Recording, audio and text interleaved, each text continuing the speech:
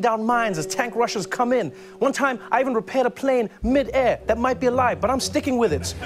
Because you see, I love that glorious joy of being the uncelebrated hero in a battle. All players will experience when the game is finally released. And you know, we've got some other surprises, so why waste time? Let's get straight into it and get the show started. I'm joined now by the producers of Battlefield 5, Andreas Morell, Ryan MacArthur, and Lars Gustafsson, everybody. Mistake. I knew it, I told you. Let's start at the beginning. You are taking players back to where the Battlefield franchise started. We yearned for years to go back to where it all started about 16 years ago. And, you know, technology has evolved and the team has gained so much experience that this is really the game we wanted to build, and that we did. It always feels like it's a journey. That's what it always feels like with Battlefield. Like, one thing I loved about the game was how the maps and the world was constantly changing. Think about some of the gameplay. Here to do that is Daniel Berlin. Ways to traverse and tactically maneuver across the battlefield with our overhauled movement system. Our renowned destruction will rip up the terrain, leave chunks of masonry hanging from destroyed buildings, or have high-caliber rounds ripped straight through walls to take out enemies hiding inside. Experiences daily, weekly, and monthly events leading up to kind of the pinnacle of the grand operations, and experience to achieve those special assignments. One eternity later.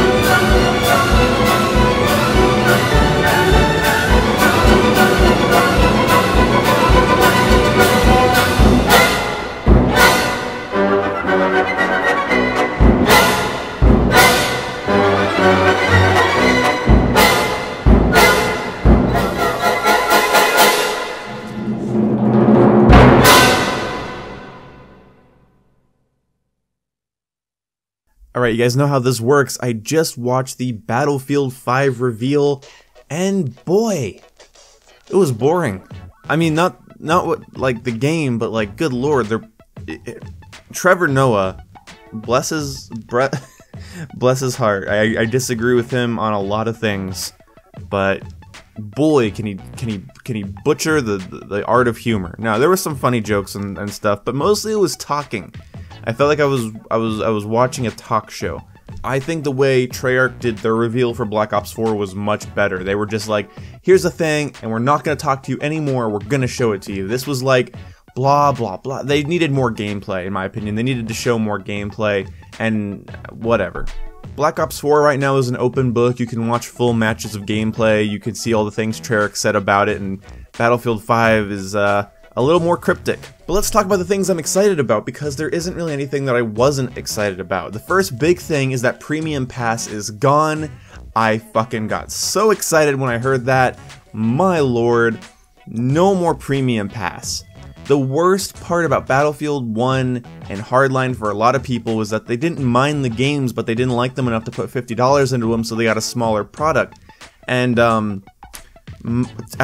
you know what? I am really happy about that. I am genuinely excited, because even if I don't love the game, when I get it, I don't have to go put in more money to a season pass. Now, hopefully they keep the free content consistent, and there is one concern I have when they were talking about the lack of a premium pass. They said people won't have to pay for maps or modes. They didn't say weapons, which makes me feel like weapons are going to either be in battle packs or something else, but hopefully that's not the case. Staying positive, well, I don't think we saw any in-game gameplay. I think what we saw was in-engine footage. It was too cinematic to be gameplay, so I'm gonna assume that all of this was in-engine footage. In fact, it might say that in the trailer, but even if it doesn't, you kinda know that it is. I will say, I didn't get a very big Battlefield vibe from it. Usually the reveal trailers of Battlefield aren't... They don't play out like Modern Warfare trailers. And so, like, I liked the reveal trailer because it was kind of chaotic and almost campy, cartoonish, over the top. But, like, I had to think about it. I'm like, where's, like, the big overview of the map and looking at the flags and the vehicles and stuff? It was kind of like, here's a little situation to kind of, you know, wet your whistle, you know? Just, like, Get your palate ready. I wanted to see like gameplay from Conquest or something, but that's fine. Of course, it's World War II, which you guys know I'm kind of bummed out about, but they said they're going to make it a journey that goes through all parts of World War II, pretty much is what they said. So like, the first part will be like the fall of Europe, and then like maybe later we can get to the Pacific Theater and we can go fight the Japanese, and I think that would be pretty sweet. Nothing wrong with that. The chat was really upset that there's women in the multiplayer, so we're gonna have that thing happen again that we had with COD World War II, where it's like, oh no, the feminists are taking over. It's just so fucking, it's such fake outrage. They're gonna behave the way liberals do when there aren't enough black characters on a movie's cast.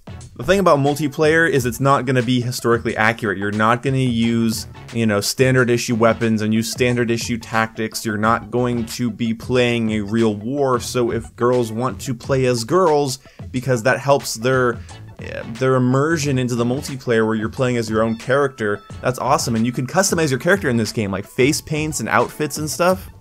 And that really excites me. A big part of my agency in a game kind of depends on my ability to tweak the way that I look. And that might sound vain or pointless to you guys, and that's fine, it's just my thing. When I go play a first-person shooter, I kind of hope for the fact that I can change the way my character looks and is seen by other people, and I like that. The only thing I'll say about this is the same thing I said about COD World War II. The feminists didn't like that there were women in COD World War II because they were seen as token. They didn't see it for what it was. Like, some people see it as a feminazi takeover, some people see it as blatant tokenism that is actually disrespectful. And it's like, no, it's neither of those things. It's just customization because more women are buying into games because games are marketing more towards women. So I'm sorry if it ruins your World War II experience, it won't ruin mine. I do understand that some people think that it ruins the setting and it ruins the feel, hearing like women and having women running around, you know, in hand-to-hand, you know, gun-on-gun combat, especially when it's not an arena shooter anymore. It's trying to be more immersive. I understand. You know, I will give you that one. It's not sexist to say that you don't want women in your World War II game because it ruins the historical immersion for you. Though there were areas that women fought, I hear where you're coming from. But for me personally, and for a lot of people, it doesn't bother them. In fact, it makes them happy. It's gonna probably make my girlfriend happy. She can play as a woman, not because she wants to destroy history and she hates men, but because she likes to customize her character in the same way I do. If you can take a nuanced, more level-headed approach this time around instead of with COD World War II where it was feminazis, you know, I would appreciate it that you don't make a fool out of yourself. A lot of people are pushing back against the more radical leftist ideas in the country, and that's fine, because the radical leftist ideas are just as bad as the radical right ones. So, look, the chat was pretty cancer on this live stream, I'm not gonna lie. I'm not one to complain about toxicity or anything, but lord, it was just, rip Call of Duty's dead, this game sucks, feminazis, buh, begone thoughts. It was cringy, it was, oh god, it was toxic as shit. That's what I mean by don't make a fool out of yourself. It's like, okay, you don't like it, you know, you could talk about how it affects the setting, but you gotta be careful how you come across. That's just a tip, because you don't want to be labeled as someone that hates women if you are just concerned about the setting and everything. So that's just my 2 cents about that. The actual reveal trailer, like, it was so over the top. I don't really know how to process it. I've watched it twice now. The live stream was super stuttery every time it showed gameplay, so I had to go watch it again on Twitter. And I don't know. There was some cool things going on, some little things, but for the most part, I think the footage they chose for that trailer was too chaotic. I think there was too much going on, and it needed to be simpler. It needed to be a little bit slower. They should have been showing multiplayer gameplay now instead of 2 weeks from now. But the thing is like, the only thing that's keeping my hype train from leaving the proverbial station is the fact that we don't know much about it. Like, it's like, okay, so there's some new animation, some new movement mechanics, the engine's pretty. Who would have guessed that the Frostbite engine's pretty again? There's women in it, and you can customize your characters, and there's like a new version of Operations called Grand Operations. Not a really original title, but I guess it's just like bigger, better, longer. There's going to be war stories similar to Battlefield 1, which I'm kind of excited about. They already talked about, like, one is like a Norwegian resistance fighter and her family and everything. I'm like, that's kind of interesting. I like stuff like that. I like the underknown stories. Yes, we know about the storming of Normandy. We know about, you know, taking of France. We know about that, but, like, the little stories. The World War II was a ginormous war, and if World War II, if Battlefield 5, I should say, captures this, then I'll be very happy. If throughout its life cycle it captures what happened in the European and Pacific theater, it captures the families that were hurt and harmed and moved around, and it really tells a personal story about World War II, I think that would be really awesome, because World War II, again, was massive. I know a lot of us think that, oh, well, women never served. Well, depends on where you were, and sometimes you had to. It was your only goddamn option. World War II is a very nuanced story to tell. It's not just Americans killed the Nazis and the Japs and the Russians helped and then we won. Like, it's very nuanced, it's very complicated.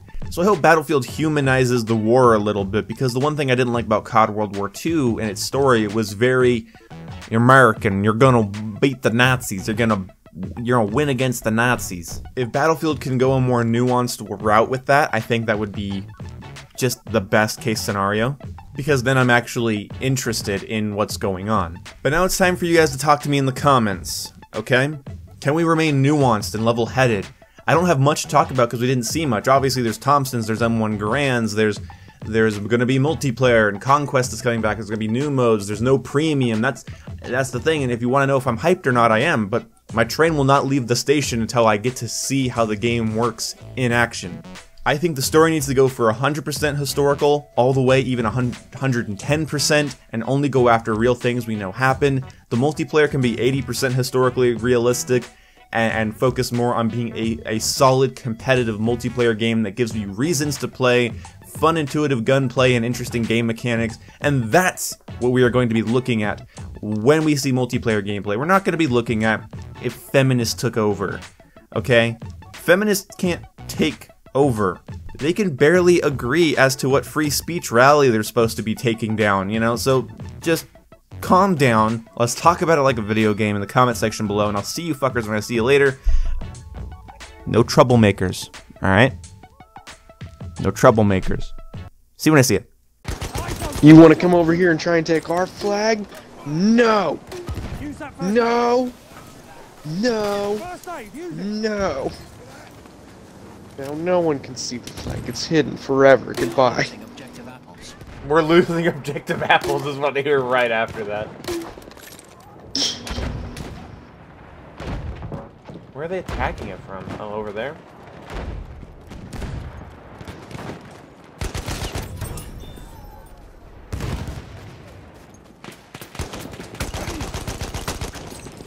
You can't jump and shoot. Why not? God, more hentai profile pictures. I just want more. Just one more.